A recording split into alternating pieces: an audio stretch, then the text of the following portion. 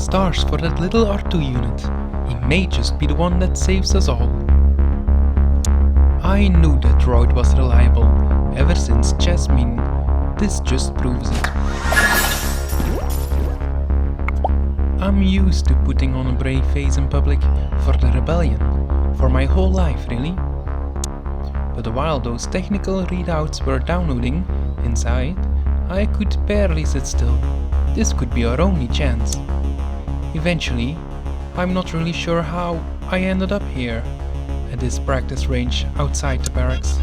I think some part of me knows that even if we succeed today, I'll have to use this blaster a lot more than I thought. Let's send Leia to prepare for the future.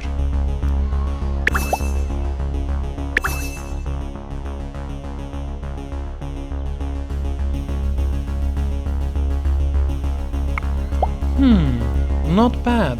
It looks like all those years of self-defense lessons paid off after all. Of course, no matter how many targets I hit, I'm still just one person with a blaster. The rebellion's bigger than just me. And today, of all days, we are going to have to be.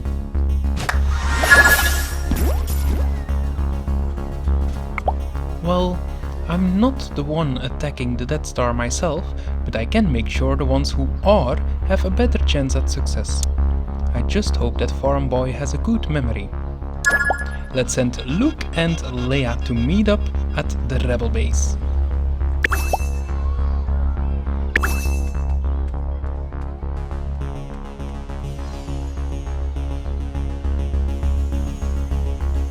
Princess, Your Highness, Your Majesty, it's a pleasure to... It's alright, you can sit down, and just Leia is fine. We're all rebels here, there's no need for honorifics. Besides, we've both saved each other's life how many times already? As far as I'm concerned, that puts us on equal footing. Well, if you say so, I guess waiting here was the first time it hit me. I have no idea how to talk to royalty. Oh, believe me, you're a lot more honest about it than most of the royals I know. It's refreshing. I've asked you here because you're one of the rebellion's last links to General Kenobi, and certainly the most recent one. I know you only spent a few days with him, but by all accounts, he knew our enemy better than most. That's why I need you to tell me every detail you know about Kenobi. If he mentioned anything about Vader's weaknesses. Yeah, any edge we've got over him might tip the battle our way, right? Let me see what I can remember.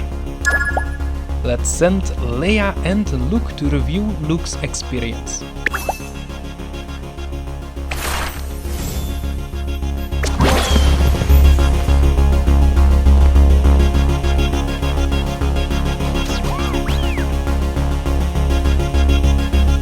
This isn't over yet.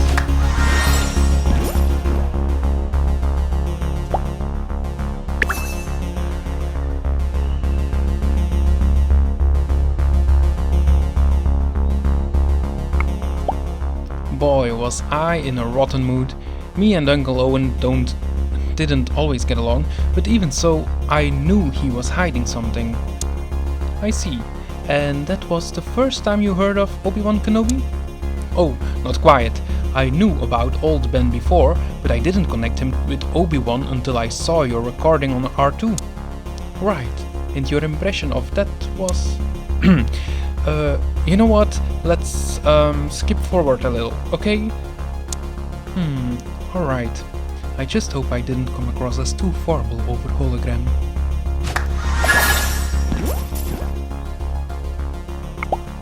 His place was... oh, maybe 130, 140 kilometers away by speeder. Small prospector's hut, I think. It was actually pretty close to our homestead, as far as Tatooine goes. Mostly a straight shot across the salt flat. Let's build Luke's home.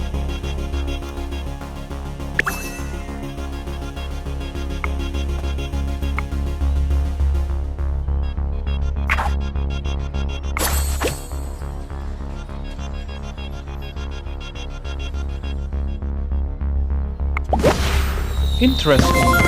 You know, that might be more than I ever expected to learn about Tatooine's geography. Oh, trust me, I don't take it personally. We were about as close to the middle of nowhere as it gets. And not just on the galactic level either. Our place was far away from just about everything on Tatooine. I remember asking my aunt whether we could visit Mos Espa for Buntaif once, but even by Skyhopper it would have been... If that's true, I wonder why Kenobi chose to go into exile so close by to you, of all the places he could have settled. You know, I never thought about it that way.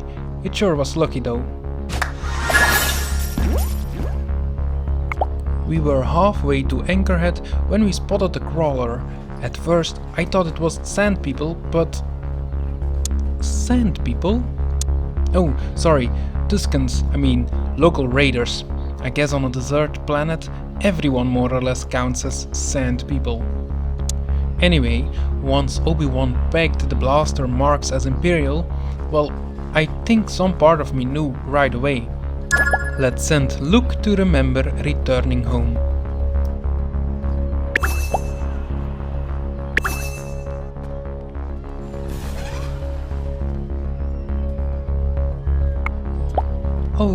Oh Luke, I'm so sorry.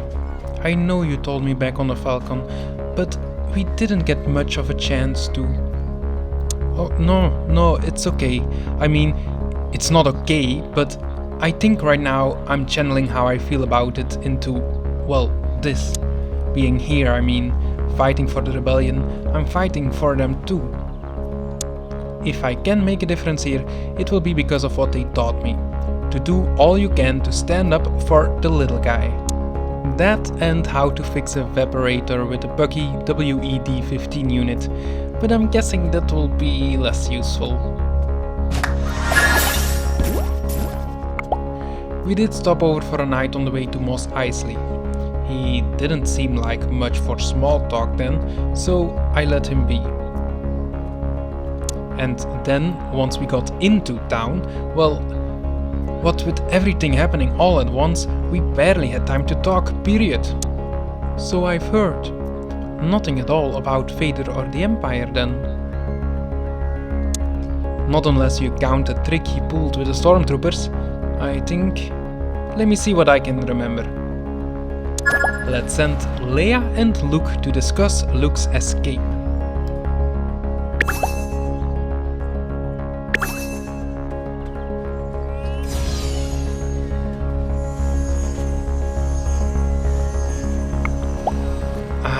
I wish I could be more helpful, but to be honest, most of the day was just a blur.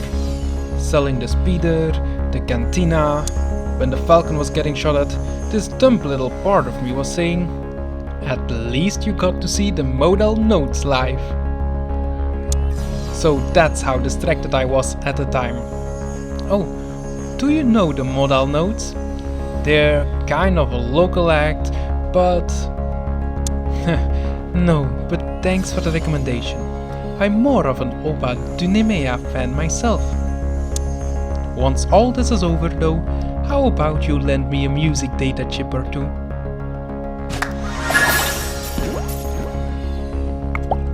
And you know the rest, I think. Sorry, I guess that's not much you didn't already hear about Vader after all.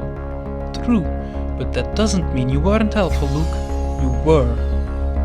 After everything you've been through, knowing that you're still optimistic you can change the galaxy for the better, I think I needed to hear that, especially today. Once more people start thinking your way, the Empire won't stand a chance. Though I'm guessing certain people in particular will take a long time to come around, if they get there at all. Let's welcome Han Solo.